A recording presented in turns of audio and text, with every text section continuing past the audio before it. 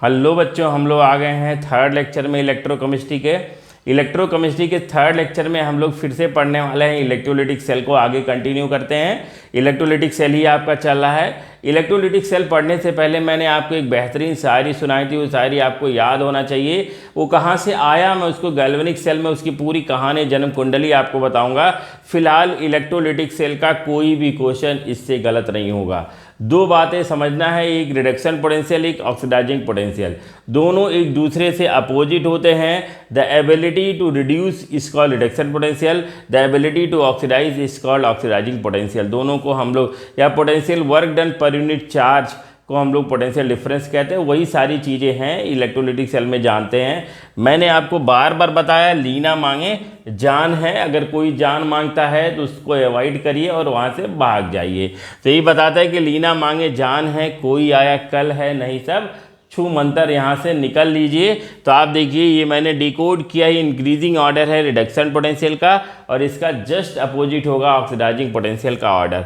इसका यूज़ करेंगे आज के लेक्चर में, बेहतरीन यूज़ होने वाला है। आप बिना देर किए अब हम लोग पढ़ते हैं फैक्टर अफेक्टिंग इलेक्ट्रोलिटिक सेल। वो कौन कौन से फैक्टर, या कह सकते हैं 3 फैक्टर हैं। 3 तरह के न्यूमेरिकल हमारे एग्जाम में बनते हैं इलेक्ट्रोलिटिक सेल से। तो 3 फैक्टर के बारे में हम लोग जानते हैं। 3 फैक्टर कौन कौन से यहाँ लिख ही देता हूँ। पहला फैक्टर है कि भैया इलेक्ट्रोड। पहला फैक्टर क्या है आपका, इलेक्ट्रोड लिखो या इलेक्ट्रोलाइट लिख लो। सबसे पहले आप इलेक्ट्रोलाइट लिख लो कि किस तरह का आपने इलेक्ट्रोलाइट यूज़ किया है, इलेक्ट्रोलाइट का नेचर क्या है। ठीक है ना, इलेक्ट्रोलाइट आपका पहला फैक्टर। दूसरा फैक्टर है आपका जिसको कहते हैं हम लोग मीडियम। इस इलेक्ट्रोलाइट तो हम लोग हमेशा यूज़ करेंगे। इलेक्ट्रोलाइट को किस मीडियम में डाला गया है भैया, एक्वस है या कोई मीडियम ही नहीं है, मोल्टन है, हाई टेम्परेचर में डाल रखा है, या एथरल मीडियम लिया है, या अल्कोहलिक मीडियम लिया है। कौन सा मीडियम लिया है बाबा? 99% जगह मीडियम आपका वाटर होता है। और थर्ड जो मैंने आपको बताया है, ये आपका है इलेक्ट्रोड। इलेक्ट्रोड किस मेटल का मिलके बना हुआ है, बार बार मैंने डिस्कस किया है। अगर इलेक्ट्रोड प्लेटिनम का होता है तो प्लेटिनम का इलेक्ट्रोड कभी भी रिएक्शन में पार्टिसिपेट नहीं करेगा। तो 1 बाय 1 हम लोग पढ़ते हैं। सबसे पहले इलेक्ट्रोलाइट लेते हैं। क्वेश्चन नंबर 1 आपका, find the product on electrolysis of molten NaCl at platinum electrode. आपको इलेक्ट्रोड है ना, आपको इलेक्ट्रोलिसिस कराना है। इलेक्ट्रोलिटिक सेल के अंदर आपके पास इलेक्ट्रोलाइट है, मोल्टन नमक लिया है, NaCl 500-600 डिग्री पे इसको पिघलाया है। इलेक्ट्रोड आपका किसका लिया है? प्लेटिनम का। अब आपको ध्यान देना है, जब भी इलेक्ट्रोड प्लेटिनम का होगा रिएक्शन में पार्टिसिपेट नहीं करेगा। तो पूरा खेला किसका होना है? खेल होना है मोल्टन NaCl का। तो बिना देर किए हुए हम लोग पहले छोटा सा नन्हा सा इलेक्ट्रोलिटिक सेल को क्या करते हैं, बनाते हैं। तो मैंने यहाँ एक छोटा सा डब्बा लिया, इस डब्बे में मैंने पिघला दिया है, पिघला के नमक को डाल दिया। क्योंकि मोल्टन रखना तो बहुत हाई क्या होना चाहिए भैया, टेम्परेचर होना चाहिए। ये आपका गया पूरा पिघला हुआ नमक, Na+ और Cl माइनस। इसके अंदर मैंने डिप कर दिया है किसको? प्लेटिनम के इलेक्ट्रोड को। और इस प्लेटिनम के इलेक्ट्रोड को आपने एक DC बैटरी से क्या कर दिया है, कनेक्ट कर दिया। और आपसे पूछ रहा है इसका प्रोडक्ट क्या होगा। पॉजिटिव नेगेटिव टर्मिनल पिछले ही लेक्चर में मैंने बताया है कि आपका जो एनोड होता है उस पर पॉजिटिव चार्ज आता है और एनोड पे हमेशा होता है ऑक्सीडेशन, और कैथोड जो है उस पर नेगेटिव चार्ज आता है और कैथोड पे क्या होता है, रिडक्शन होगा। तो कभी कभी एक नंबर का क्वेश्चन पूछता है कि एनोड पे क्या मिला, कैथोड पे क्या मिला, ओवरऑल रिएक्शन क्या हुआ या प्रोडक्ट क्या हुआ। डिफरेंट जो भी बातें आएंगी इसी लेक्चर में निकल के आ जाएगा। तो हमने क्या किया भैया, यहाँ लिखा एनोड, और एनोड पे है प्लस चार्ज, और एनोड पे हमेशा होता है ऑक्सीडेशन। ऑक्सीडेशन का मतलब होता है लॉस ऑफ इलेक्ट्रॉन। और पहले क्लियर है कि इलेक्ट्रॉन वही लॉस करेगा जिसके पास इलेक्ट्रॉन होगा। तो आप देखिए Na+ और Cl- में यहाँ Cl-, Na+Cl- दो अलग अलग तरह के आयन है, एक पॉजिटिव आयन है, नेगेटिव आयन है। अगर दो नेगेटिव होते दो पॉजिटिव होते तो ये जो मैंने लिखा है इसका यूज़ करते। अभी हम लोग करेंगे, इसको फालतू में नहीं लिख के जगह कवर किया है, इसका यूज़ करा जाता है जब अकेला एक पॉजिटिव हो, एक अकेला नेगेटिव हो। जब हम अकेले ही हैं तो काहे का कंपटीशन, काहे का पोटेंशियल, काहे का सीरीज, काहे का इंक्रीजिंग डिक्रीजिंग कभी भी कुछ भी यूज नहीं करेंगे। तो एनोड पे हमेशा क्या होने वाला है, ऑक्सीडेशन। ऑक्सीडेशन मतलब होता है लॉस ऑफ इलेक्ट्रॉन। तो Cl- इस पॉजिटिव टर्मिनल की तरफ क्या करेगा, घूमेगा, टड़ाम दे जाएगा।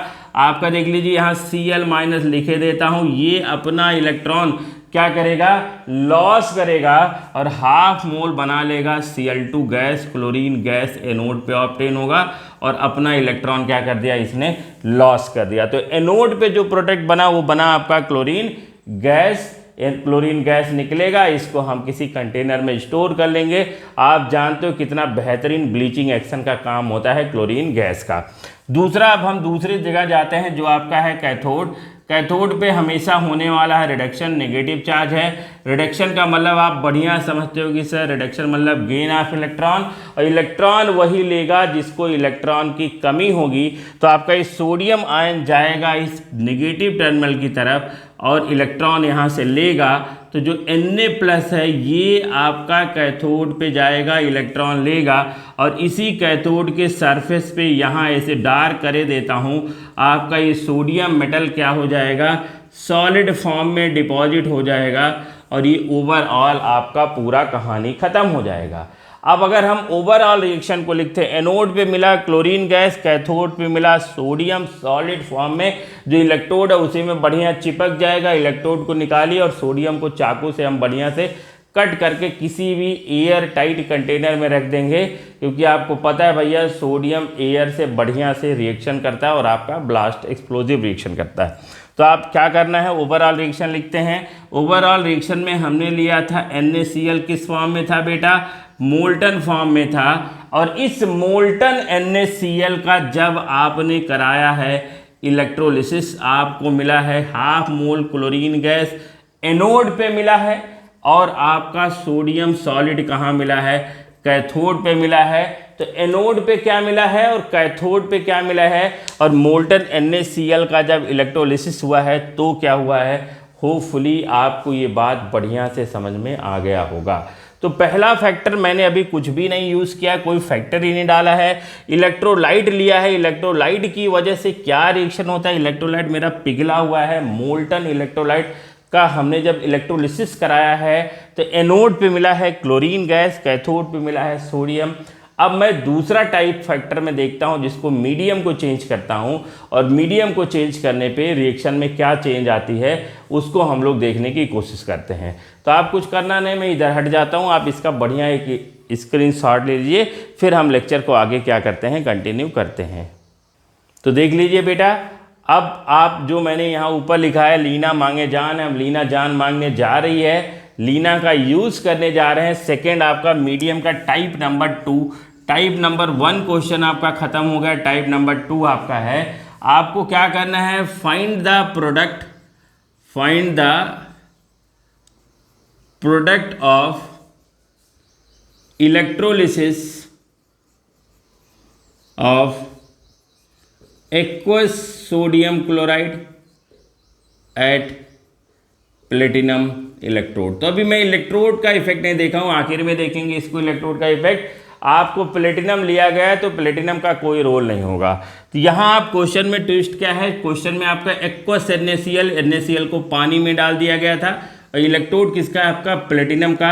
आपको यही बात ध्यान देना है, जब मोल्टन होगा तब पानी नहीं डालोगे, तब केवल पिघलाओगे हाई टेम्परेचर पे। यहाँ मैंने एक्वस NaCl मतलब नमक और पानी को मिला के एक सोल्यूशन बनाया है, उसी सोल्यूशन का हम इलेक्ट्रोलिसिस कराने जा रहे हैं। और अब देखते हैं हमारा क्या खेला हो रहा है। तो आपको करना कुछ नहीं, एक डब्बा हमेशा की तरह लेना है और इस डब्बे में आपको भरना है पानी, है ना। पानी आप भरेंगे, आपको पता है कि पानी में आपका H+ होगा और क्या होगा भैया, OH- होगा। और इसी पानी में आपको डाल देना है नमक, और जब नमक डालेंगे तो नमक में भी Na+ होगा और क्या होगा आपका Cl-। ये आपका भर गया एक्वस NaCl आपने इसके अंदर डाल दिया है। उसके बाद इसके अंदर डिप किया है आपने प्लेटिनम का क्या इलेक्ट्रोड, ये गया आपका प्लेटिनम का इलेक्ट्रोड। अभी कुछ डिसाइड नहीं है कौन आपका एनोड होगा कौन आपका क्या होगा कैथोड होगा। जब हम इसको बैटरी से कनेक्ट करेंगे, ये आपका बैटरी का एक पॉजिटिव टर्मिनल एक नेगेटिव टर्मिनल, नेगेटिव की वजह से इस पर नेगेटिव चार्ज आ जाएंगे, पॉजिटिव की वजह से यहाँ पॉजिटिव चार्ज आ जाएंगे। और पहले से मैंने डिस्कस कर रखा है कि पॉजिटिव वाले एनोड होते हैं, ऑक्सीडेशन होता है यहाँ, और नेगेटिव वाले कैथोड होते हैं, रिडक्शन होता है यहाँ। तो अब आपका सिंपल सा प्रोडक्ट बनाना है, बहुत देर नहीं करते हैं, सीधा लिखते हैं एनोड। और एनोड पे पहले से डिसाइड है कि भैया यहाँ प्लस होगा और एनोड पे होगा ऑक्सीडेशन। ऑक्सीडेशन मतलब होता है लॉस ऑफ इलेक्ट्रॉन। अब आपका इलेक्ट्रॉन लॉस वही करेगा जिसके पास इलेक्ट्रॉन एफिशिएंट होगा, जिसके पास इलेक्ट्रॉन होगा। तो आप देखिए यहाँ इलेक्ट्रॉन देने वाले दो लोग हैं, एक Cl- एक OH-। अभी अकेला Cl- था तब तो कोई दिक्कत ही नहीं थी। अभी हमारे पास इलेक्ट्रॉन देने वाले दो लोग हैं, एक Cl- एक OH-। इस कंडीशन में होगा आपका ज़बरदस्त कंपटीशन, और इस कंपटीशन में जो जीतेगा वही आपका उसी का होगा ऑक्सीडेशन, और जो नहीं जीतेगा वो बेचारा उसी तरह से उसी कंटेनर में बना रहेगा। तो आप समझिए होने क्या वाला है। आपको लीना मांगे जान है, कोई आया कल है, नहीं सब भैया भाग लो एकदम झुरिया झार, है ना। तो आप देखिए ऑक्सीडाइजिंग पोटेंशियल OP देखिए, क्योंकि ऑक्सीडेशन कराने जा रहे हैं।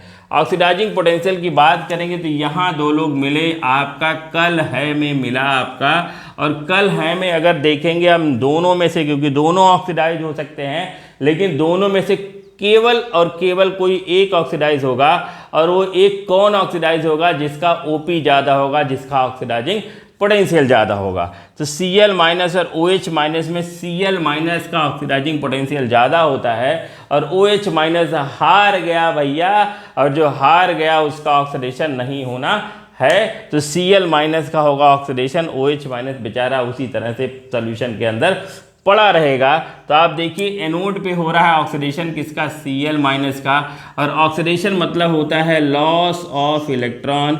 ये अपना इलेक्ट्रॉन क्या करने वाला है, लॉस करने वाला है। तो एनोड पे क्या मिलेगा हमको पता लग गया, क्लोरीन गैस। तो आप कहोगे सर इसमें कौन सी नई बात बताई, वहाँ भी तो एनोड पे क्लोरीन गैस मिला था, कैथोड पे सोडियम मिला था, लेकिन आगे आगे देखते जाओ, पिक्चर में ट्विस्ट ना होता तो नई पिक्चर बन के आती ही क्यों।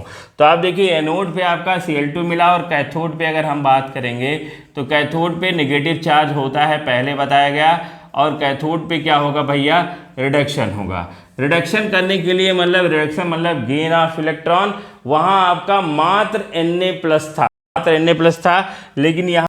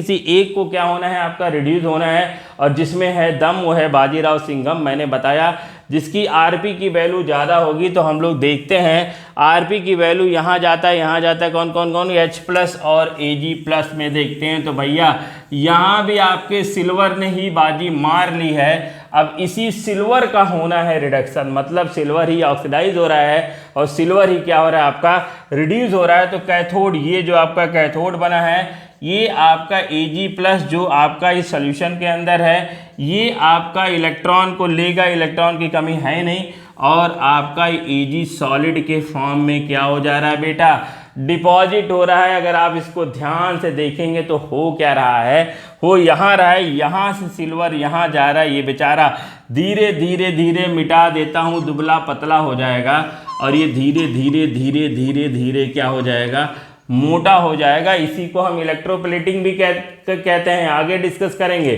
तो यहाँ से सिल्वर यहाँ पे डिपॉजिट, ये गल जाएगा, इसको निकाल लेंगे तो खूब सारा मोटा सिल्वर का एक रॉड मिलके तैयार हो जाएगा। तो आप देख सकते हैं, अब दो और सब लोग बेचारे देख रहे हैं, ये सब होते हुए कौन कौन देख रहा है, देखने वाले हैं OH-H+ नाइट्रेट आयन, ये सब देख रहे हैं कि क्या खेला हो रहा है। भैया यहाँ से सिल्वर वहाँ जा रहा है, हम लोग तो बस मूक दर्शक बन के बैठे हुए हैं। तो सिल्वर का ऑक्सीडेशन, सिल्वर का रिडक्शन, एक जगह से सिल्वर दूसरी जगह जा रहा है, यही ओवरऑल रिएक्शन हो रहा है। होपफुली आपको ये बात बढ़िया से समझ में आई होगी। इस पूरे लेक्चर में इलेक्ट्रोलिटिक सेल से मात्र 3 तरह के क्वेश्चन बनते हैं, और बेहतरीन प्रैक्टिस के लिए अभी सीट बाकी है, चैप्टर वाइज सीट मैं लेके आने वाला हूँ, एग्जाम से पहले आपको सब मिल जाएगा। उसके लिए आप और प्रैक्टिस करना चाहते हो, मात्र 4 क्वेश्चन देर मत करिए, आप एनसीईआरटी उठाइए, एनसीईआरटी का एकदम लास्ट क्वेश्चन नंबर 18 जो दिया गया है उसी क्वेश्चन को सॉल्व करिए। ओनली 4 क्वेश्चन दिए हैं आपके, 3 तरह के क्वेश्चन हैं और इसके अलावा कुछ नहीं पूछा जाएगा। अब हम लोग इसमें लॉस पढ़ेंगे, Faraday first law, second law, उसके लिए हमको नेक्स्ट लेक्चर के लिए आना पड़ेगा। ये लेक्चर थोड़ा सा लेंदी हो गया, मात्र 25 मिनट का है। इसको देखिए, पढ़िए, समझिए और अपने दोस्तों को ज़रूर बताइए। और जो लोग इसको ही पढ़ रहे हैं वो प्रीवियस 2 लेक्चर को ज़रूर पढ़ें, छोटा छोटा लेक्चर है, मात्र 10-15 मिनट का, आपका इलेक्ट्रोलिटिक सेल का सारा कॉन्सेप्ट क्लियर हो जाएगा। तो लीना मांगे जान है, आपको पता होना चाहिए। Thank you for watching.